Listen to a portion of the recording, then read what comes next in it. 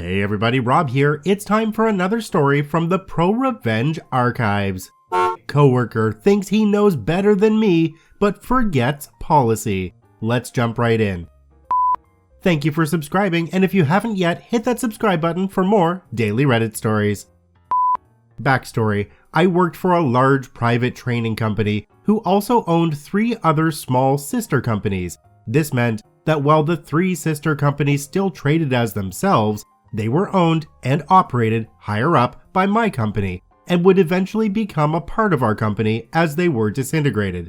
As a training consultant, I looked after our largest client. I took care of all inductions, formal training, and accredited training of the students from this client, and because of my strong relationship with our client, they didn't like anyone else dealing with them. I was also quite new to the training industry, but not new to the field I was teaching, hospitality. I had been working in hospitality for years prior to landing this job, so I had years of relevant on-the-job experience from almost every level. And when I started working for the training company, I quickly, in 1 year, completed my accredited training to be able to teach. So all of the knowledge I had learned in terms of compliance, along with my employee contract and handbook, were still fresh in my mind.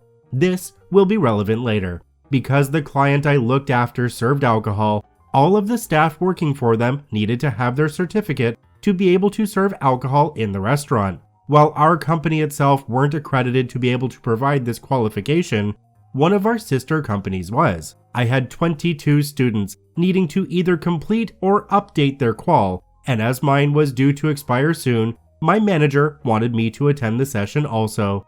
It was on a Saturday, my day off, but it was a free qualification. I would get to do it alongside my students, and my manager said I could have the Monday off to make up for my time. I was more than happy to attend. Important to add, one of the restaurants I trained in had a meeting room upstairs. I had only been up there about 3 times because I always held my one-on-one sessions in the restaurant seating as it was easier to observe students, and they were also able to quickly jump back into work if it were busy. Not one person from my company or the sister company had asked me about the room upstairs. As a trainer, it is our job to inspect any site that we will be holding a training session in at least 1 day, no more than 1 week, prior to ensure that a venue is appropriate and adheres to safety standards. If we deem it unsafe, we have to report it and cannot hold a session unless the safety concerns can be rectified, or we can gain approval for a different venue. This is not only legally part of our job, but it is written into our contracts. All 23 of us turn up at the store at 8:45 a.m. as the session was due to start at 9. I made sure that everyone knew to be prompt as the session was due to run until 4 p.m. and a lot of people had shifts to start after the course, and I had a 2-hour drive home. The trainer comes downstairs and I introduce myself. He then starts ranting about how the room upstairs isn't safe to hold the session in. The first thing I asked was, "Didn't you come and do a safety check of the venue prior to today, like you're supposed to?" He says no, he didn't have time, and now he's annoyed because he has to cancel the session. I explain that this is extremely unacceptable and that I am not happy with him at all because he knows he is supposed to do a check before the day of the session. And that not only have I traveled 2 hours on my day off for this, but I had 22 students, all from different stores I should add, who had to have their shifts and rosters made to work around this session. I explained to him why this was extremely unprofessional on his part, and he scoffed at me, now telling me off because he's been doing this job longer than I've been alive and I know nothing.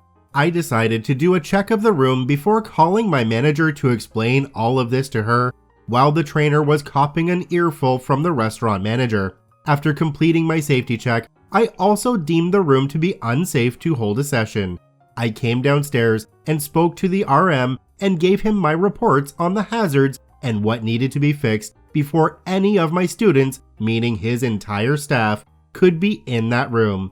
I then went to call my manager to explain the situation when the dickhead trainer, who I will refer to as DH from now on, came running in saying he had found another room available at a hotel down the road. He told us where to go and to give him 15 minutes to set up the room. It was already 9:30 a.m. by this stage, so I knew by the time we started, we would be running 1 hour behind. I explained the time issue to the DH, but he assured me he would move through content faster so we wouldn't run late. He left to go and set up the room, and I called my boss to explain it all. She was fuming, especially because he hadn't bothered to contact her about any of the issues or to get authorization to book another room, but told me to call her after the session because after all the fuss, she wasn't going to pull the pin on the client and ruin the day more.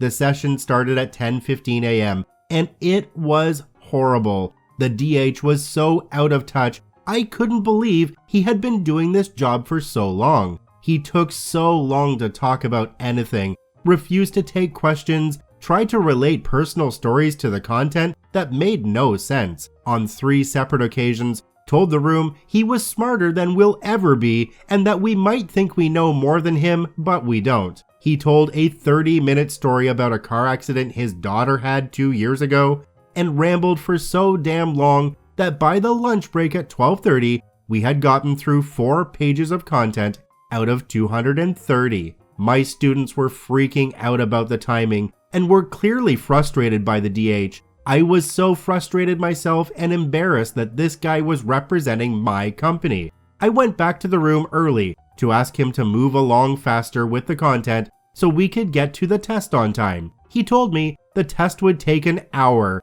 so I told him it would need to be taken no later than 3 p.m. and that he would need to keep his content relevant to the test so we could all get out on time. He obliged. Well, by 2:45 p.m., I was more pissed than ever. I demanded that he let us have 15 minutes of reading time before we started the test because we were only up to page 34 in the book and we didn't have time to listen to his stories. He argued with me, telling me that he would fail me if I kept speaking back to him. I tried explaining respectfully over and over what the issues were, but he wouldn't have a bar of it. He told me he would fail me no matter what my score on the test was because of my attitude.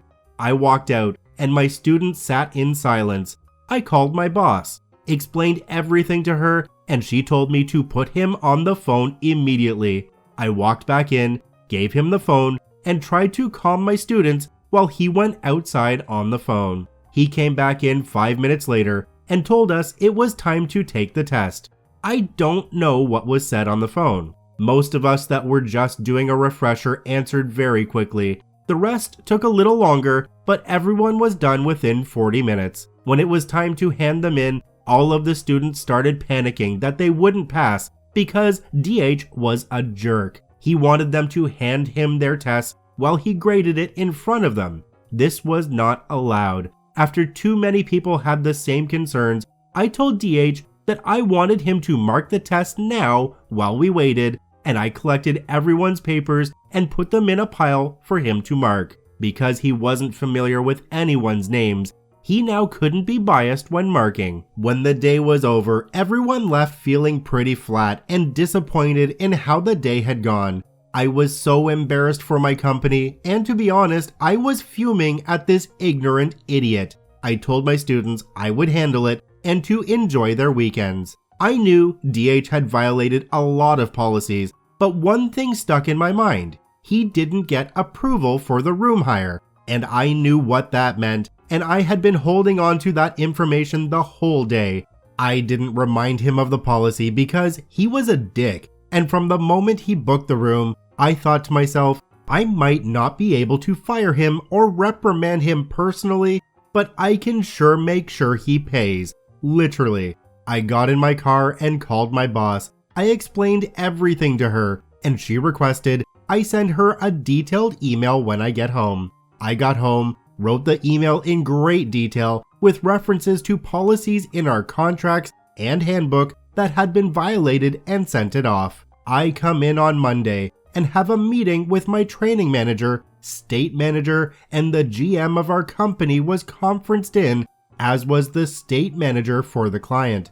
I was praised for how I handled the situation, how I supported my students, and followed policy and I was given a bonus of the cash kind for my efforts and dedication to the company. As for DH, well, not only was he reamed for his behaviors, his unprofessionalism, and for not following policy in regards to room checking, he also forgot one little thing when booking that hotel room for the session. He forgot something I didn't forget, and something that was detailed in my email to my manager, something that states in our employee contracts, a contract that he has signed. I'm paraphrasing here, I can't remember word for word. If a consultant books a room of a value greater than $300 for training purposes, it must be approved in writing by the training manager, or the state manager in her absence, before booking confirmation can occur. Failure to gain written approval will result in the employee not being reimbursed for the room. Well, unlucky for DH, that room cost $550 because of the last-minute booking, and it was a nice hotel, I might add. That was $550 out of his pocket that he was not reimbursed for because he didn't gain even verbal approval from management to book the room. Not to mention, he needed it in writing anyway.